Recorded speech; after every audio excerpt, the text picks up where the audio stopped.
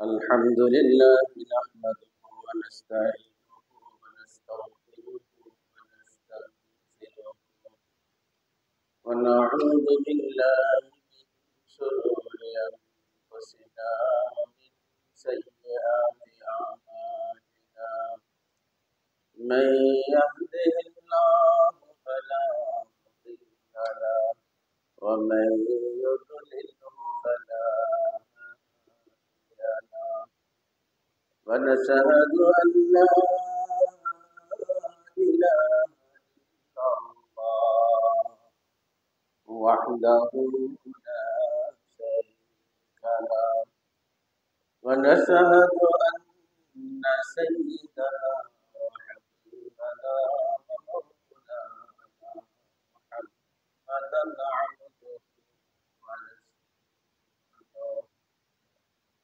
أما بعد فقد قال الله تعالى في كلامه المجيد والفرقان الحميد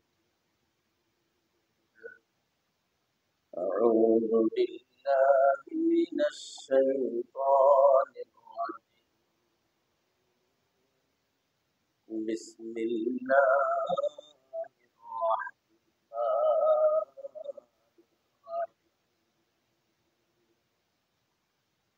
إن أكرمكم عند الله أتقاكم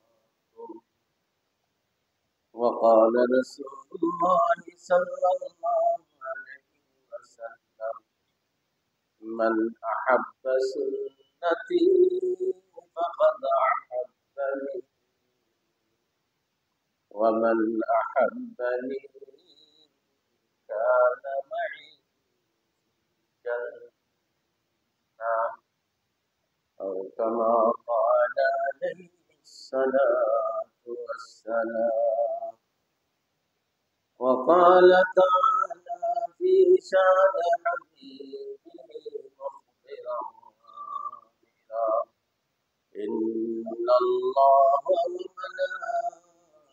وملائكته يصلون على النبي يا أيها الذين آمنوا صلوا عليه وسلموا تسليما اللهم صل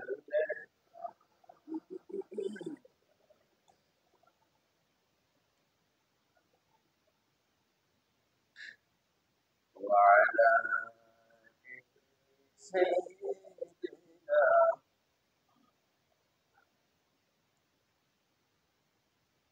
نبي المايات Kutajo Basita Tumar Maya Kaden Nabi Madina Suya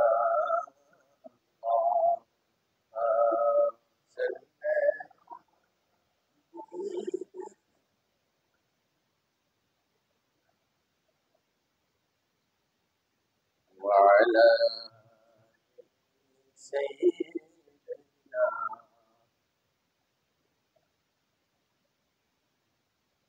আলহামদুলিল্লাহ আল্লাহ পাকের পরম ihsan ফজলের করম যিনি মেহেরবানি করে আপনি আমাকে আজকের এই পবিত্র জুমার দিনে মসজিদে আসার মতো হায়াতি বাঁচিয়ে রাখছেন সুস্থ রাখছেন কালিমাতে শুকর আদায় করি আলহামদুলিল্লাহ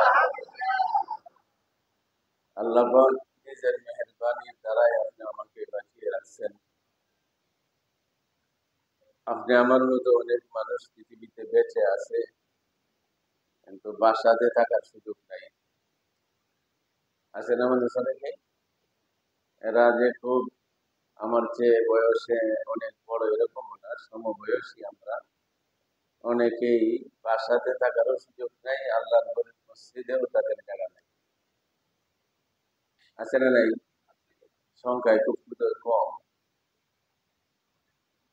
এবং সংখ্যা হিসাব করলে তারাই বেশি। এই জন্য আল্লাহর দরবারে শুকরিয়ার বিষয় যে আল্লাহ পাক কত মানুষ আমার চেয়ে আরো জ্ঞানে গুণে ধনে জনে অনেক বেশি, এরপরেও তারা আজকের এই পবিত্র জুমার দিন মসজিদে আসার ব্যবস্থা হয় নাই।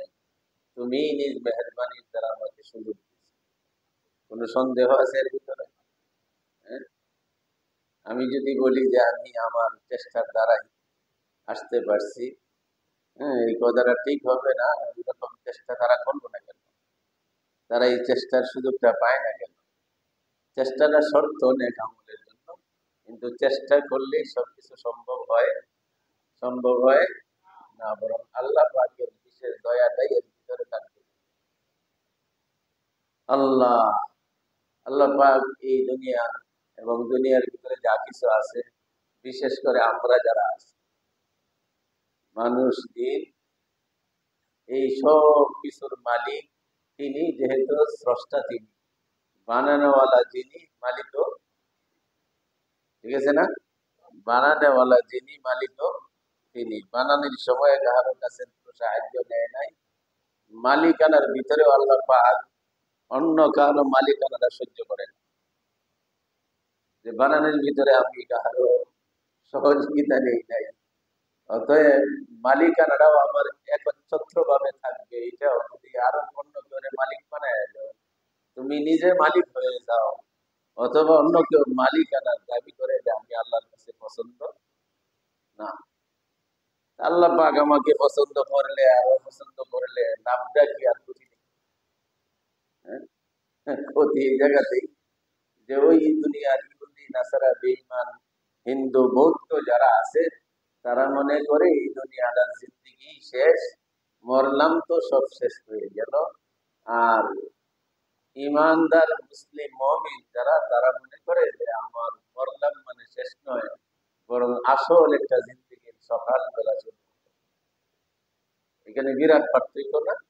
হ্যাঁ, কয়েকদিন আগেও আমি এই কবিতাটা বলতেছিলাম, মौत को समझा है गाफिल इख्तिताम जिंदगी, मौत को समझा है गाफिल इख्तिताम जिंदगी, दर हकीकत मौत है सुबह दाम जिंदगी।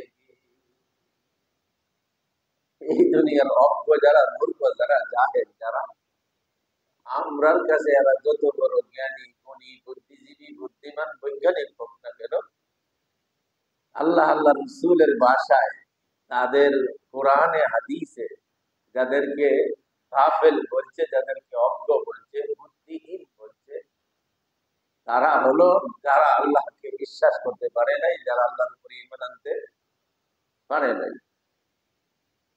যে সন্তান তার বাপ ভরে চিনে না, এটা কি সন্তান ডাকার মতো পরিচয় দেওয়ার সুযোগ আছে? বাপের চিনে না যে তুই বাপের পরিচয়, সন্তানের পরিচয়টা পৃথিবী করতে। ঠিক এই পৃথিবীতে আইসা একটা মানুষ তার মালিককে চিনবে না। আল্লাহু আকবার।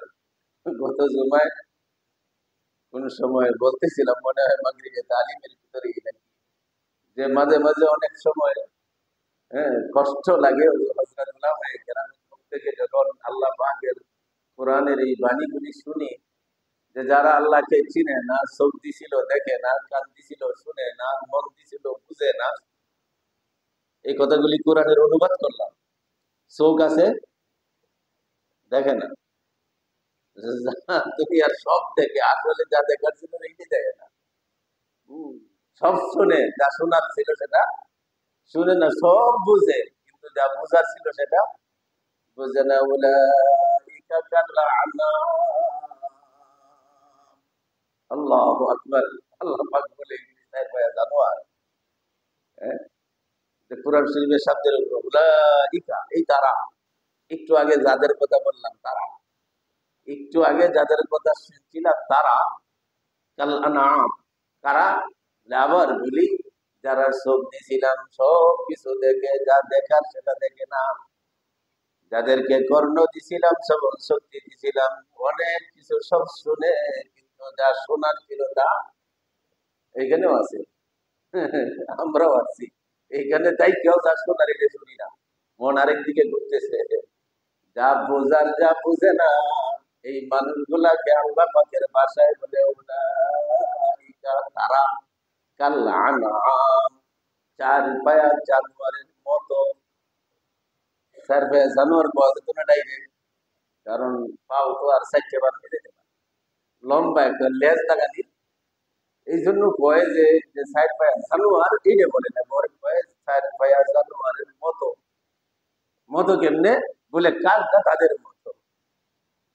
তাফসিরের ভিতরে লেখছে, কষ্ট নিব না আমরা, তাফসিরের ভিতরে লেখছে কয় কি কো আল্লাহ পাক এদের থেকে আমরা কই না বল দে ধর, বল দেয়া, বল মানে আর একটু শক্তি দিয়ে ধর, বল দে ধরো, বল দে। এই শব্দটা বল শব্দটা এখন আরবি শব্দ, বাল্লুহুম আদাল, কোরআনের শব্দ বাল্লুহুম আদাল। কয় আমি একটু শক্ত দিয়ে বলতেছি, চার ভাইয়া জানোয়ারের মতো না, তার চেয়ে আরো নিকৃষ্ট। নাউজুবিল্লাহ, তার চেয়ে আরো নিকৃষ্ট। বলে এত কঠিন কথা আল্লাহ পাক এত মায়া করে বানাইলো আমাদের, এত মহব্বত করে বানাইলো। আমরা এর আগে অনেকবার শুনছি যে মানুষের মতো মায়ার জিনিস আল্লাহর কাছে আর কিছু নাই। বন্দা বিশ্বাস করো, তোমার মতো মায়ার সৃষ্টি আল্লাহর কাছে আর কিছুই নাই, সবচেয়ে মায়ার সৃষ্টি। তার শরীরের ভেতরে একটু ইশারা ইঙ্গিত দিছে যে বন্দা তুমি জানো সব কিছু পৃথিবীর আমি স্কিম দিয়া, বিভিন্ন প্রজেক্ট দিয়া সবকিছু পৃথিবীর ফেরেশতাদেরকে দায়িত্ব দিয়ে সৃষ্টি করছি, কিন্তু একমাত্র তুমি মানুষটা, এত বিশাল আকাশ আমি আল্লাহ পাক আমার কুদরতের হাত লাগাই নাই। বিশাল জমিন, পাহাড়, পর্বত, সাগর, কত মহাসাগর, সব কিছুর ভিতরে আমি আল্লাহ পাকের কুদরতি হাত ব্যবহার করি নাই। তো মানুষ তোমার এই 3.5 হাত, তোমার এই 3.5 হাত গড়িলে বানাইতে যায়, ফেরেশতারা যখন আমার সামনে এই টাকসারটা ফেস করছে, বলছে মাহবুব করলাম তো, ঠিক আছে তো, তবে কিছু কাজ বাকি আছে। সুবহানাল্লাহ ওয়া বিহামদিহি সুবহানাল্লাহি। তাফসীরের ভিতরে লেখে বিশাল আকাশ বানায় ফেরেশতারা পেশ করলো, মাহবুব আকাশ বানাইছি। জমিন বানায় পেশ করলো, মাহবুব জমিন বানাইছি। এত বড় বড় সাগর, মহাসাগর বানায় সাগর ফেরেশতারা শেষ করলো, পেশ করলো, বললো মাহবুব সাগর বানাইলাম। আল্লাহ পাক বলে বড় সুন্দর বানাইছো, কমপ্লিট সুন্দর, সুবহানাল্লাহ। কিন্তু এই 3.5 হাত মানুষটা বানায় যখন একটা টাকসার আল্লাহ রাব্বুল আলামিনের দরবারে পেশ করলো, আল্লাহ পাক বলেন ঠিক আছে, তবে কিছু কাজ বাকি আছে। সুবহানাল্লাহ বিহামদিহি সুবহানাল্লাহ। বলে মাহবুব সুবহানাকা লা ইলমা লানা ইল্লা মা আল্লামতানা। মাহবুব যতটুকু জ্ঞান, বুদ্ধি, শক্তি, ক্ষমতা যা দিছো সবটা তো প্রয়োগ করছি।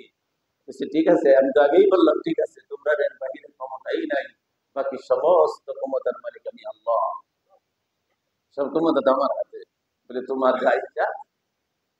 ইন্নাকা আনতাস সামিউল আলিম। মাহবুব তুমি সর্বশ্রোতা, সব শুনো, আলিম, তোমার জ্ঞানের সাথে পৃথিবীর কোনো জ্ঞানের তুলনা নাই। আল্লাহ পাক তাফসীরের ভিতরে লেখছে, এই আমি 3.5 হাত মানুষটা বানাইতে যায় আল্লাহ পাকের কুদরতি হাত আমার বডির ভিতরে লাগায়, বিশেষ করে এখান থেকে গলা পর্যন্ত, মাথা, আল্লাহ পাক এটার কোনো আকৃতি নেই, সামান্য কিছু রাখে নাই, সবটা নিজের কুদরতের হাতের বানায়। জানো তুমি ফেরেশতারা বুঝো এর ভিতরে আমি কি রাখছি, এর কি ক্ষমতা, কি পাওয়ার, এটা আমি আল্লাহ পাক আমার হাতে বানাইছি। এই জন্য বলতেছিলাম যে মানুষ মনে করতে পারে এত মায়া করে আল্লাহ পাক মানুষের বানাইলো, এই মানুষগুলো কঠিন গাড়িতে ভিতরে যদি সাইড পায়া জানোয়ারের মতো ইনি কইয়া রাখলেও তো ভালো আছে। তো গরু দিয়েও তো মানুষের কিছুটা উপকার হয়, গরুর উপকার আছে না নাই? হ্যাঁ, শহরে থেকে উপকারটা বুঝবেন না, এরপরেও কিছুটা বোঝা যায়। আসল দুধের লেগে যে কত দৌড়াটা দুধ, হ্যাঁ, যারা গ্রাম দেশে আছে খালি দুধ পায় না। আল্লাহ আকবার। এক বেচারা বলে বলতেছে কোনো চিন্তা করি না স্যার, নিয়ে যান, একদম ভালো পানি, একদম বিশুদ্ধ পানি মিশাইছি, সমস্যা হলো বিশুদ্ধ পানি মিশাইছি, যাক গরুর উপকার। আল্লাহ আকবার। আল্লাহ পাক বলছেন প্রথম যে বড় বড় করে গোশতটা খাও, এটা থেকে দুধ হয়, চামড়াটা দিয়ে জিনিস বানাও, হাড্ডি দিয়ে জিনিস বানাও, বানায় কি বানায় না, যেটা খাওয়ায় কষ্ট করে খাওয়াও, এই যে তোমার আমারটা যায় অপদার্থ, সবচেয়ে বড় গান্দেগি। কিন্তু গরুর পেট থেকে যে গোবরটা বাহির হয়, এইটাও জমিনের সার হিসাবে ব্যবহার করো। অনেক জায়গায় থেকে গ্যাস উৎপাদন করতে আছে না নাই, উপকার আছে না নাই, বলে যে আল্লাহ পাক বলছিল অতটুকুই থাকতো যে তোমরা সাইড পায়া জানোয়ারের মতো ইনি কইয়া সারে নাই, আল্লাহ পাক কয় না। এটির দ্বারা অনেক উপকার হয়, গরুর দ্বারা অনেক উপকার হয়। কিন্তু এই মানুষগুলি যাদেরকে সব দিছিলাম দেখে না, যা দেখার তা দেখে না, যা শোনার তা শুনে না, যেখানে যাওয়ার সেখানে যায় না, যা বুঝার সেইগুলি হাজারো জিনিস বুঝে, বুঝে মানে এর মতো আর কেউ বুঝেই না, আমার মতো বুঝনেওয়ালা কেউ নাই, যে এত বোঝা বুঝে কিন্তু আকলটা বুঝে না।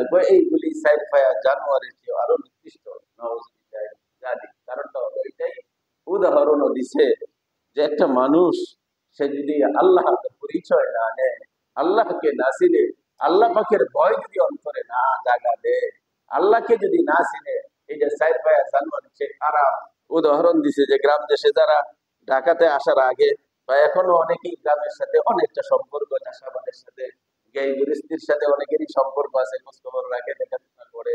একটা একটা সিজনে আমাদের বাকি এলাকায়, বিশেষ করে কিছু লোকের হাউস এলাকায় একটা ফসল হয় সারা বছর, জানা আছে না অনেকেরই। এক বৈশাখী ধান যারা কিছু, যখন বৈশাখ মাসের শেষ, জ্যৈষ্ঠী মাসের পনেরোর ভিতরে জমিন, হাওরের জমিন গুলা কাটা হয়ে যায়, নিম্ন জমিন গুলা বৈশাখ মাসেই শেষ, কারণ পানির একটা চাপ থাকে। অনেক সময় বন্যার পানি ফসল গুলা নষ্ট করে দেয়, এই জন্য নিম্নের জায়গাগুলি বৈশাখ মাসের দিকে, শেষের দিকে কাটা শেষ হয়ে যায়। এরপরে উপরে কিছু ধান জমি থাকে, মেশিনের উপরে চাষাবাদ হয়, এইগুলিও জ্যৈষ্ঠী মাসের এক সপ্তাহ জিনিস। শেষকে শেষ করে যখন পালায়, হায় হায় শুধু মুরব্বীর মতো খা খা করতেছে, কিছু নেড়া বন ডেঙ্গা এগুলো নিচে আছে, আর কিছু নাই।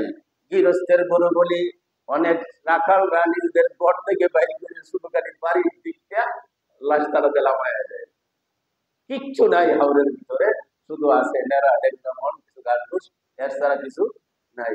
সাইডে দিছে রাঙ্গাদিনী কাজ, খালি ধাক্কা দেয় মাত্র লামায়া। আল্লাহ আকবার, সারা দিন যতটুকু পারে তারা খাওয়া দাওয়া করে। বিভিন্ন জায়গায় ছোট ছোট কিছু গাছ আছে, রুদ্র থেকে বাঁচার জন্য ওই গরুগুলি গাছের তলে গিয়া আশ্রয় নেয় যতটুকু পারে। হ্যাঁ, অন্যগুলি জায়গা পায় না, রুদ্রেই থাকে। কিন্তু যখন সন্ধ্যা হয়ে যায়, একটা রাখা গরুগুলি আনতে যায় না। সারাদিন খাওয়ার সময়টা তারা বুঝতো, আরামের সময়টা তারা আরাম করলো। সন্ধ্যা যখন হয়ে গেছে, দিনের আলো যখন শেষ হয়ে গেছে, সূর্য লাল হইতে না হইতে এখনো অস্ত যায় নাই, গরুগুলি লাইন ধরে বাড়ির দিকে রওনা হয়েছে। আছে না নাই? হ্যাঁ, কিছুটা দৃশ্য বাসেনি, কিছুটা বাসার কথা চলতেছে, গরুগুলি লাইন ধরে আসতেছে, লাইন ধরে বড় পথের মধ্যে যতক্ষণ থাকে, বাড়ির থেকে যতক্ষণ দূরে থাকে, সবটি একসাথে আসবে। কিন্তু বাড়ির গাড়ায় আইসা আইসা সব বাড়ির গরুগুলি আলাদা হয়ে যায়। একটা মালিকের গরু আরেকটা মালিকের ঘরে, কথা বুঝে আসে না, ঢুকতেছে। রাখাল বেড়ে জানে যে গরু আসবে ওদের নিয়া, অথবা তার যে জায়গায় দড়ি গুলা অনেক সময় বান্ধা, খালি আইসে আর গলার মধ্যে দড়ি দড়ি লাগাইয়া দরজাটা লাগাই দিচ্ছে, এবার শেষ কাম অতটুকু।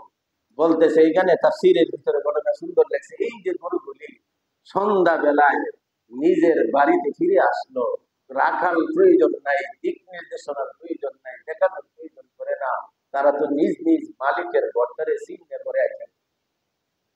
কথা ঠিক না বেঠিক? মালিক বলি নিজের জিনিসপত্র পায়া গেছে, আল্লাহ পাক ডাক দিয়ে কেন বললো, তোরা তো এই গরুর চেয়ে আরো নির্দিষ্ট করে দুনিয়ার মানুষ সব তো দিছিলাম, সব দেখে অনেক কিছু দেখলে, অনেক জায়গায় ঘুরলে পাও দিছিলাম বেড়াইলে, কত জায়গায় তোদের পদাচরণ হইলো, পায়ের দাগ করলো, কিন্তু এই গরুটা দেবাই সন্ধ্যাবেলায় নিজের মালিকের ঘর ছিল। তুই এত কপাল পুরা, তুই তো আমি মালিকের ঘরটা পর্যন্ত চিনলে না। আমার ঘর আছে না নাই? আল্লাহ পাকের ঘর আছে না নাই? হ্যাঁ, হাজারো ঘর তোমাদের মালিকানার নামের সাথে লাগানো, একটা ঘরেই শুধু তোমরা দাবি করো বাইতুল্লাহ, এটা আল্লাহর ঘর, আল্লাহর ঘর, আল্লাহর ঘর। কত জায়গায় বেড়াইলে, কত অনুষ্ঠানে গেলে, কত কিছু দেখলে, কত কিছু শুনলে, কত কিছু বোঝার মতো বুঝলে, কিন্তু সময় হইলে গরুগুলি মালিকের ঘরে যায়। তোদের কাছে যে মুয়াজ্জিন পাঁচবার ডাইকে ডাইকে আমার ঘরের পরিচয় দেয়, হাইয়া আলাস সালাহ, হাইয়া আলাস সালাহ, হাইয়া আলাল ফালাহ, হাইয়া আলাল ফালাহ। কল্যাণের দিকে আসো, ভালোর দিকে আসো, মঙ্গলের দিকে আসো, সুখের দিকে আসো, শান্তির দিকে আসো, নামাজের দিকে আসো, নামাজের দিকে আসো। আল্লাহ পাক কুদরতি ভাবে বড় কষ্ট পায়, কষ্ট পায় বলে সব কিছু দেখলে আর চললে আর গেলে হাজিরা দিলে, কিন্তু তুই কত বড় কপাল পোড়া, আমার ঘরের আওয়াজটা তোর কানে গেল না। তুই তো সব কিছু শুনস, কিন্তু আমার ঘরের ডাক্তার তুই শুনস না। দুনিয়ার সবকিছু দেখোস, আমার ঘরের যাত্রী আছে কিছু, সেই যাত্রীগুলি তোদের সামনে হাঁটে হেঁটে যায়, এইগুলি তো তুই দেখোস না। তোর পাও তো পৃথিবীর অনেক জায়গায় বিচরণ করে, কত জায়গায় বেড়ায়, কিন্তু আমার ঘরের দিকে তোর পাও চলে না। আমি আল্লাহর পরিচয় তোর ভিতরে নাই। তোরে আমি গুরু গমু,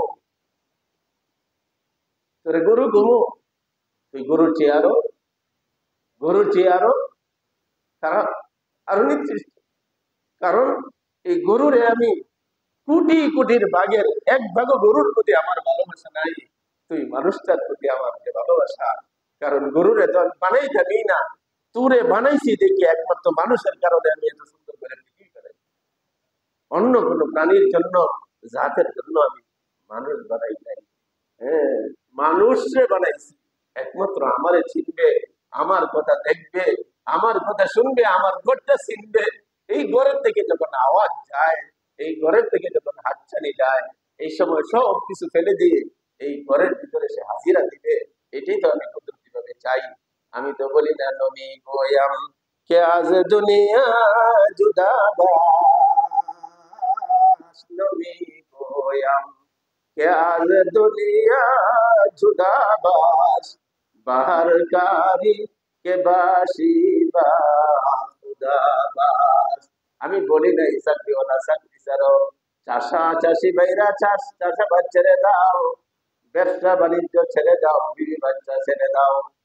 আমি কোথাও তো ইসলামের ভিতরে এই কথা বলি নাই, বরং বলছি তুই চল, তোর এই সব গুলি আমি যেভাবে কাজে লাগাইতে বলছি এইভাবে কাজে লাগা।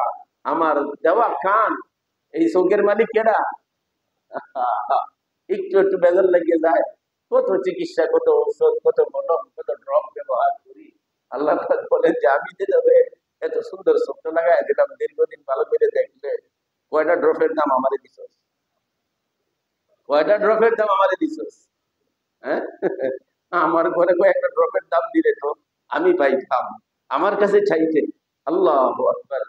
আল্লাহর ওলিরা, আল্লাহর খাস বান্দারা, হাক্কানি উলামায়ে কেরাম, অসুস্থ তারাও হয়, দুনিয়াটা অসুস্থ, অসুস্থতার জায়গা, সুখ দুঃখের জায়গা, কিন্তু তারা ওই কথার দিকে লক্ষ্য করে যে চোখটার মালিক তো হলো আল্লাহ পাক। অতএব চোখের চিকিৎসা ডাক্তারের কাছে ঠিকই যাবে, সুন্নতের দৃষ্টিতে চিকিৎসা দিবে, কিন্তু ভরসা কার উপরে? কোন ক্ষমতা আছে সারা পৃথিবীর ডাক্তারের হাতে সামান্যতম ক্ষমতা নাই। আল্লাহর হুকুম যদি, আল্লাহর হুকুম যদি না হয়, আল্লাহর ওলিদের উসুল ছিল, আল্লাহর খাস বান্দাদের উসুল ছিল, ডাক্তারের কাছে আগে 5টা টাকা হইলো আল্লাহর ঘরে যাবে। আসল ভিজিটটা তোমার দেওয়া দরকার, এটার মালিক কেডা? ডাক্তার। ডাক্তার আমি, আসল মালিক তো তুমি। ভিজিটটা আগে তোমার ঘরে যা গেলাম করে বলেন সুবহানাল্লাহ।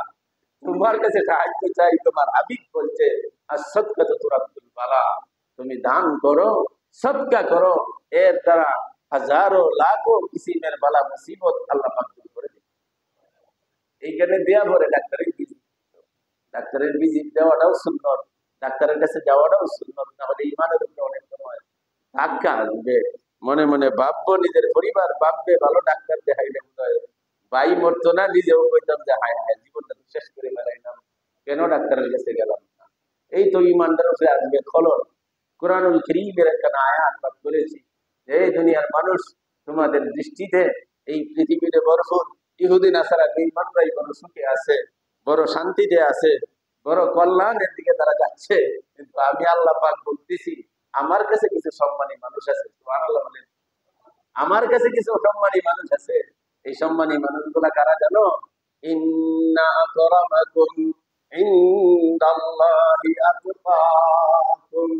তোমরা মানুষ নামের আকৃতির ভিতরে, যার ভিতরে আমি আল্লাহ পাকের যতটুকু ভয়, কি যতটুকু ভয়, আমি আল্লাহ পাকের যতটুকু পরিচিতি যার ভিতরে গিয়েছে, সেই পরিচিতি এবং ভয়ের পরিমাণ যত, সেই লোকটা আমার কাছে সম্মানিত তত।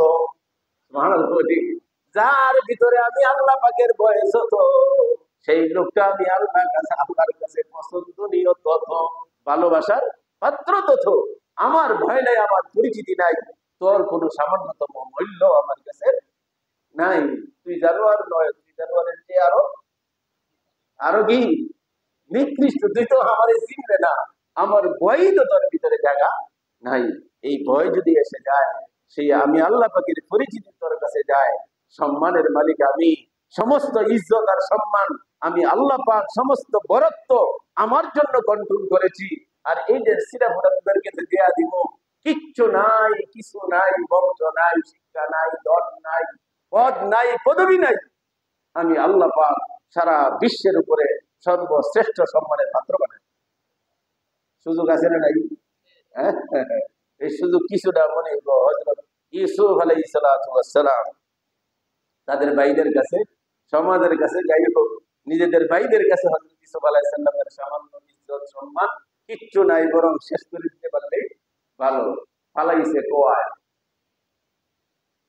ফালাইছে কোথায়? ঘটনা শুনছে না? ফালাইছে কুয়ায়। আল্লাহ পাক বলে, ইউসুফ কুয়ায় থাক, আমি কুয়ার ভিতর দিয়ে তোরে এই ইয়ামানের মাটির থেকে, কেনানের মাটির থেকে ভিতর দিয়ে নিয়ে মিশরের রাজ সিংহাসনে বসায়। আল্লাহ করছে কি করে নাই? হ্যাঁ, করছে কি করে নাই? ফালাই দিচ্ছে বাইরে লাগে শেষ। ইউসুফ আলাইহিস সালাম কুয়ায়। এই না, আমরা প্রতি সপ্তাহে তাফসীর করি, এই কুয়া পর্যন্ত তাফসীরের ভিতরে আমরা গেছি। হ্যাঁ, প্রথম কিস্তিটা হয়েছে হযরত ইউসুফ আলাইহিস সালাম কুয়ার ভিতরে। এই কুয়ার ভিতর দিয়ে আল্লাহ পাক মাটির তল দিয়ে দেয়া বাসায় ইউসুফ থাক। আল্লাহ ইউসুফ আলাইহিস সালাম ছোট মানুষ, আমি কেমনে তখন অন্ধকার বাড়ি থাক না, যেই ফালছে। হ্যাঁ, তাফসীরের ভিতরে লেখছে হযরত জিবরাইল আলাইহিস সালাম এই সময় ডিউটিরত অবস্থায় চতুর্থ আকাশে আছে। আল্লাহ পাক ডাক দিয়ে জিবরাইল, ও জিবরাইল, আমার ইউসুফ তো কুয়ার ভিতরে। বাবু তো কও কি করতে হবে? এখন যাও। বলে কি করবো? বলে জান্নাত থেকে একটা স্বর্ণের চেয়ার নিয়ে যাও, নিয়ে ইউসুফের দিতে ধরে যাও। স্বর্ণের একটা চেয়ারের ভিতরে বসায়া ইউসুফ আলাইহিস সালামকে আস্তে করে পানি লাগাতে দিছে। হ্যাঁ, পানি লাগাতে নিয়ে জিবরাইল কয়, বাবু ডিউটি তো শেষ। হয় না। বলে কি করবো? বলে আর কোনো ডিউটি নাই তোমার, এখন তোমার আর কোনো ডিউটি নাই, শুধু ইউসুফ যতক্ষণ পর্যন্ত কুয়ায় থাকবে, সেই কুয়ারটা আর জান্নাতের রোশনি দিয়া, আলো দিয়া এদের আলোকিত করো। আর ইউসুফ একাই থাকলে বড় ভাই বন্ধু হয়ে যাও, বন্ধু হয়ে যাও, কুশালাপ করা শুরু করে দাও। যতক্ষণ আমার নবী ইউসুফ শিশু অবস্থায়, 8 বছর বয়স, শিশু অবস্থায় পড়ে থাকে, যতক্ষণ সে না উঠবে ততক্ষণ তুমি তার সঙ্গে, তার দুস্থ, তার বন্ধু সুন্দর সুন্দর আলাপ করিয়া ইউসুফ যে কই আছে এটা যেন বুঝতেই না পারে, যে সে মনে করুক যে জান্নাতের ভিতরে বসা আছে। পারে কি পারে না? করছে। আল্লাহ দুনিয়াতে কিছু নমুনা রাখছে। এই নমুনার অর্থই কোরআনে কারীমের আয়াত কাটা পাঠ করছি। বান্দা, ইজ্জত পাইতে চাও, সম্মান পাইতে চাও, আন্তরিক ভাবে সুবিধা পাইতে চাও, শান্তির মুখ দেখতে চাও, অশান্তি থেকে বাঁচতে চাও, আমি আল্লাহ পাকের পরিচয়ের ভিতরে 100 ভাগ জায়গা দেব। আমি তোমাকে সম্মানী বানার জন্য তোমার হাত গড়ায়, তোমার দরজায় শান্তির গাড়িতে লাগায় দেওয়ার জন্য আমি তোমার কোনো উপকরণের মোকাবেকি, বড় পর্দা লাগবো, বড় ডিগ্রিটা লাগবো, মাঠ ভরা জমি লাগবে, গোয়াল ভরা গরু লাগবে, ব্যাংক ভরা টাকা লাগবে, এইগুলির মোকাবেকি আমি আল্লাহ নই। আল্লাহ গনিয়ুন, সত্যিকারের ধনী তো আমি। এর সারা পৃথিবীর যা কিছু আছে সব তোরা ফকিরের বাচ্চা ফকির, সমস্ত ধনী আমি। আল্লাহু গনিয়ুন, আমি তো ধনী।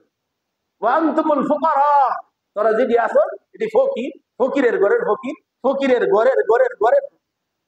আল্লাহু আকবার। এক মুসাফির দীর্ঘদিন জীবনটারে শেষ করেছে ভিক্ষা করতে করতে। আর এক বুজুর্গ কইছে যে তোরে আমি 10 টাকা 20 টাকা 50 টাকা দিয়ে সাহায্য করুন, আসল জায়গা ধরে দেখা দেওয়া দরকার।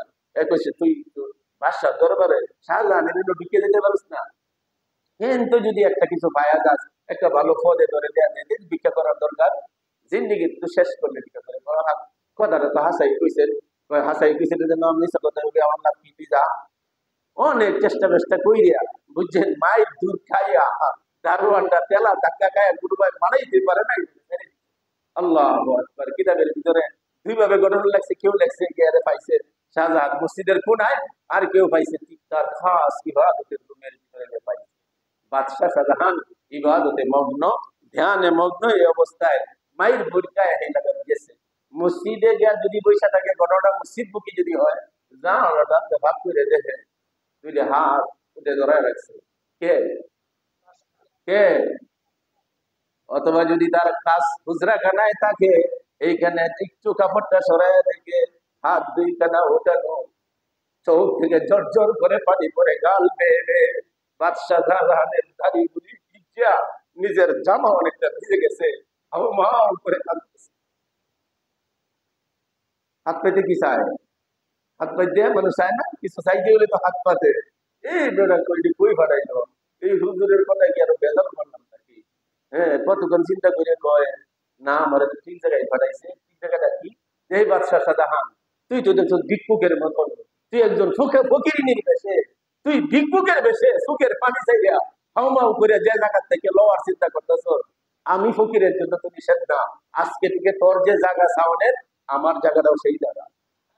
তোর কাছে আসো, তুই তো বড় ভিক্ষুকের ঘরে ভিক্ষুক, তুই তো ফকিরের বাচ্চা ফকির, তুই আমি আমার মতো ফকিরকে আর কি সাহায্য করি? আমার মতো ফকির কি সাহায্য করি? আল্লাহ ধ্যান পরিবর্তন হয়ে গেছে।